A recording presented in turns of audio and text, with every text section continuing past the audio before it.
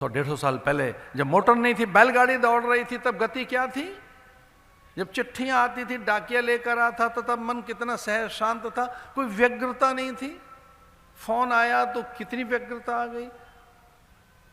और ये short messaging system आया, जैसे SMS कहते हैं, और चीजें आई तो कितनी व्याकुलता जग गई। विज्ञान ने हमें साधन दिए, अपरिमित साधन, अंतहीन असंतोष भी आया है, हताशा आई है, निराश आया है, अभाव आया है, व्याकुलता आई है, भय आया है। चूंकि त्वरित चाहिए, अभी चाहिए, इसी समय चाहिए, इंस्टेंट इंस्टेंट, अभी चाहिए, इसी समय चाहिए। तो कितनी व्याकुलता आ गई। फिर एक और चीज हो गई, और वो इतनी भयानक चीज हुई कि उसने पूरी प्रकृति को विकृत कर दिया। एक और चीज आ गई, बिना योग्यता श्रम साधना के आ जाएं चीजें, बिना योग्यता के, बिना श्रम साधन के, बिना पात्रता के हमारे पास आ जाएं चीजें। हम योग्य नहीं है, पात्र नहीं है, अधिकारी नहीं है, श्रम नहीं है, साधन नहीं है, वैसा भाग्य नहीं है, उस प्रकार के हम अधिकारी हैं ही नहीं, फिर भी आ जाए तो क्या क्या आ जाए? बहुत आदर आए, सम्मान आए, ये मानवीय मन, और मैं बना रहूं, मैं बना रहूं।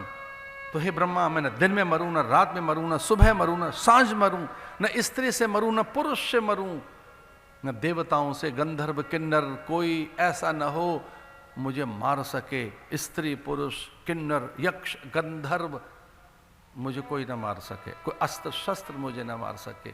न मैं धरती में मरूं, न अंबर में मरूं, मैं कहीं न मरूं, न किसी से मरूं। ब्रह्मा हाँ हाँ कहते गए, तथास्तु तथास्तु तथास्तु। और अंत में कहता है, ब्रह्मा तेरी बनाई हुई सृष्टि में मैं किसी से न मरूं। तेरी जो बनाई हुई सृष्टि है, जो कुछ तैने रचा है, तेरी जो संपूर्ण कल्पनाएं हैं, तेरी कल्पनाओं में जो कुछ है, तेरे सृजन में जो कुछ है, तेरे सृजन और कल्पनाओं से, तेरे संकल्प से बनी सृष्टि में किसी से न मरूं मैं। ब्रह्मा ने कहा तथास्तु। और ब्रह्मा प्रसन्न होकर लौट रहे थे, तो ब्रह्माणी ने पूछ लिया, इतना कठोर और वज्र जैसा वरदान देकर फिर भी आप प्रसन्न हैं? तो उन्होंने कहा, मैंने ठग लिया चेले को। मैं कहकर आया, मेरी बनाई हुई सृष्टि में तो किसी से नहीं मरेगा, मेरे संकल्प की सृष्टि में कोई तुझे नहीं मार सकता। तो कितना भयानक वरदान दिया आपने। बोले नहीं नहीं, इसमें एक मैंने बात छुपा के रखी है। ब्रह्माणी ने कहा, कौन सी बात छुपाई? उन्होंने कहा, मैंने इतना ही कहा है, मेरे द्वारा बनाई गई सृष्टि में किसी से नहीं मरेगा, पर जिसने मुझे बनाया है उससे तो मरेगा।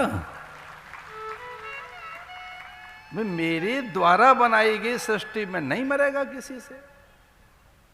मेरे द्वारा बनाई गई सृष्टि से तो सम्मान मिलेगा, सुख मिलेगा, आदर मिलेगा, पर जिसका मैं हूं, मैं जिसका जीव हूं, जिसने मुझे बनाया है, कोई और भी है मेरे ऊपर, वो वहां तक नहीं पहुंच सका है। वो उसे याद ही नहीं रहा, वो ये कह ही नहीं पाया कि जिसने तुझे बनाया है, मैं उसके द्वारा भी न मरूं,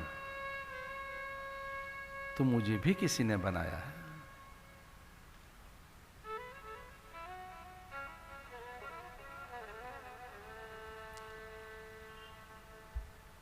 कहते हैं, प्रहलाद को संस्कारित करने के लिए भगवान ने नारद को भेज दिया था।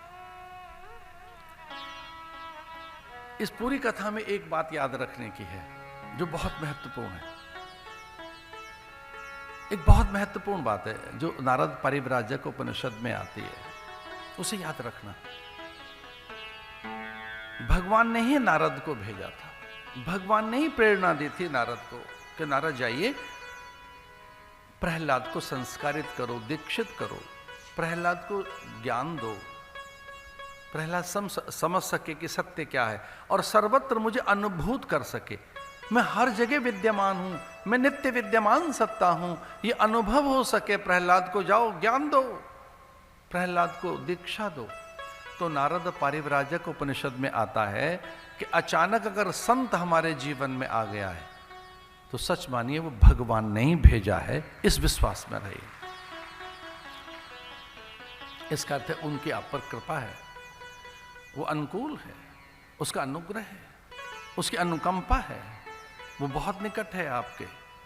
इसलिए हम कैसे माने कि ईश्वर हमारे निकट है, हम ये कैसे माने कि उसकी हम पर कृपा है, ये हम कैसे माने कि उसकी दृष्टि में हम हैं। तो इस नारद परिव्राजक उपनिषद अथवा इन घटनाओं से ऐसा हम समझ सकते हैं कि संत और सत्संग हमारे जीवन में प्रवेश कर जाए तो ये मान के चलना चाहिए कि भगवान की हम पर कृपा है, ईश्वर अनुकूल है। ईश्वर की अनुकूलता से ही सत्संग में रुचि जगती है।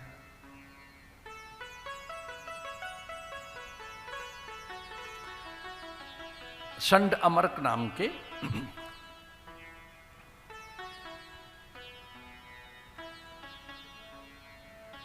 गुरुपुत्र, शुक्राचार्य के पुत्र षंड और अमरक, वो पढ़ा रहे हैं प्रहलाद को।